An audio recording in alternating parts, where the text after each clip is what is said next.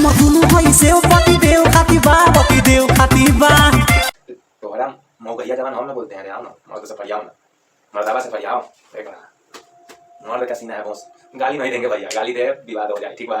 ये तो गाली बेटा मौगैया जवान तारा कथी गाली दिए हम से, हमको तो खुद समझ में नहीं आता भाई साहब कि हम इसको क्या गाली दें या क्या गाली नहीं दें। साला ये कुकुर है, कुकुर का जात आप लोग समझते हैं? कुकुर का जात आप लोग समझते हैं कि नहीं समझते हैं? सो हमको पहले बताइए। अगर समझते होइएगा तो कमेंट में ज़रूर बताइएगा। अगर आप लोगों को कुकुर का जात मालूम होता, समझ में आता होगा तो आप लोग हमें कमेंट में ज़रूर बताइएगा। और हम इस मगहिया जवान को, आप लोगों को पता है कि हम मगहिया जवान नहीं बोलते हैं, मौगहिया जवान बोलते हैं। क्या बोलते हैं?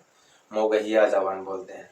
तो ये है, इसको सिर्फ पवन सिंह, खेसारी लाल है, फलना ढेकना, ये वो दिस दैट से मतलब यार तुमको कुछ काम धाम नहीं है भाई। अगर तुमको काम धाम नहीं है तो बताओ। हमरा ना गाय के खटाल है और मैं तारा दूध दुहे खातिर नौकरी दे दो, आ जाइए। दिमाग घसकाव नहीं, हंसी आ रहा है लेकिन थोड़ा बहुत गुस्सा भी आ रहा है। पता है क्यों? क्योंकि तुम साले चूतिए, जो गाना अश्लील नहीं होता है ना उसको तुम अश्लील बना देते हो। और जो अश्लील होता है वो कहाँ भाई मेरे बज रहा है मार्केट में।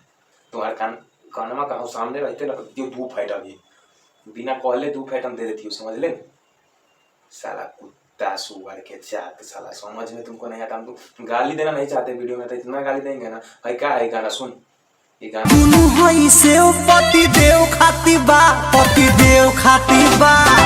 जो अभी हम बज रहा है वीडियो में, ये तू सुन।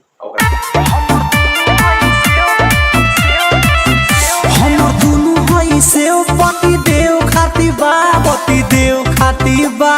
बाद हमरा बताइए, समझ में आलो का गाना बज रहा है कि हमर दोनों है से हो पति देव खातिर बा पति देव खातिर बा। जी हो परदेसी पिया भैया हमार एकदम ठीक गाना गइलो। आई सारावा के देखाई नहीं के दे कि हई गाना का हो।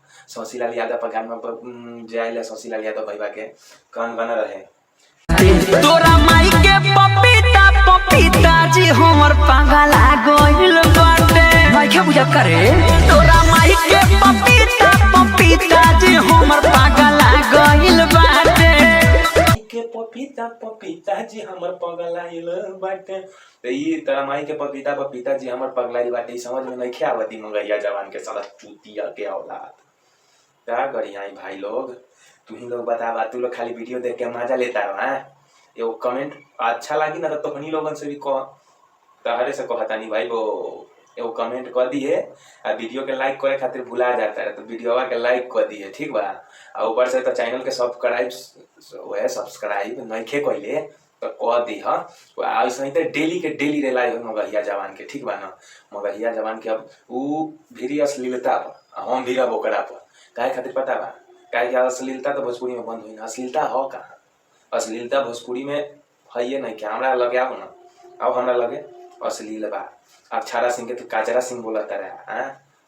अक्षरा सिंह के काचरा सिंह बोलता है, राकेश मिश्रा को कौन कथी बोलता है, खेसारी लाल को कथी बोलता है, पवन सिंह को पेटुआ बोलता है। तोहरा मौगहिया जवान हम ना बोलते हैं। अरे आओ ना, मर्द से फरियाओ ना, मर्दावा से फरियाओ। एक मर्द का सीना है बॉस, गाली नहीं देंगे भैया, गाली दे विवाद हो जाए, ठीक बा। ये चलते गरियाई ना ज़्यादा टाइम ना ले। हाँ कहल चाहता नहीं, जो भी गलती सलती हो के वीडियो में दोनों हाथ जोड़ के माफ़ी मांगता नहीं जा। वीडियो में तो अभी हम अकेले बानी, वीडियो में अकेले बानी। अगर केहू के संगे आवे के मन बा कमेंट करके बताओ, अपन नंबर दो कमेंट में कोई भी। और ये मगहिया जवान के रेलाई ऐसा हो डेली के डेली हो, जब तक ये छोट मोट कलाकार जो है, जो अश्लील गाता है, जो अश्लील गा करके हिट होने के चक्कर में रहता है, उस पर वीडियो नहीं बनाएगा, ठीक है। और रहा बात जो स्टार है उस पर वीडियो बनाता है, तो जो स्टार है भाई बात, तो ओकरा पर वीडियो बनाता है तो उसका तुम जो गाना सही रहता है उसको अश्लील बता देता है। अरे भाई मेरे, जो अश्लील है मुझसे, जो अश्लील है तुमको प्यार से बताते हैं, जो अश्लील है तुम उसको अश्लील बताओ ना। एक वीडियो मेरा नहीं आएगा, वीडियो बंद हो जाए। और जो भी भाई देख रहा है, जिसको अच्छा लग रहा है या बुरा लग रहा है, भाई देखो अगर बुरा लग रहा है तो भी कमेंट करके बताओ, अच्छा लग रहा है फिर भी कमेंट करके बताओ, लेकिन बताइए जरूर। अगर खराब लगी तो गरिया ही है, कोई दिक्कत नहीं है। अच्छा लगी तो सपोर्ट चाहिए भाई, तहनी लोग के सपोर्ट चाहिए। मौगहिया जवान ना, मौगहिया जवान कहाँ गरिया साला। अरे कि ना बोला ना तो फिर लाफड़ा हो जाए। हमर दुनु हई से पति देव खाती बा, पति देव खाती बा। ये गाना असली था। अब बता का कल जाओ तो है काट ले जाओ पिछवाड़ा से 2 किलो ना समझ में आए ठीक बा गलती सलती क्षमा चाहता नहीं और ऐसा वीडियो देखे खातिर चैनल के जो लाल का बटन बा ना दबा दो ना जे अच्छा लगे मन करे दबावे ना मन करे ना दबावे कोई दिक्कत नहीं है बस वीडियो देखा जा आशीर्वाद प्यार का अगर वीडियो अच्छा लगी तो कमेंट कर अगर खराब लगी वो भी कमेंट करके बताओ कि भैया हमरा ठीक नहीं लगा जो सपोर्ट में बा सपोर्ट करी हाँ लेकिन भरुआ लोग वीडियो से दूर रहे जब भरुआ लोग देखते वीडियो को दूर रही हमारा वीडियो से सीधी सी बात नमस्ते प्रणाम।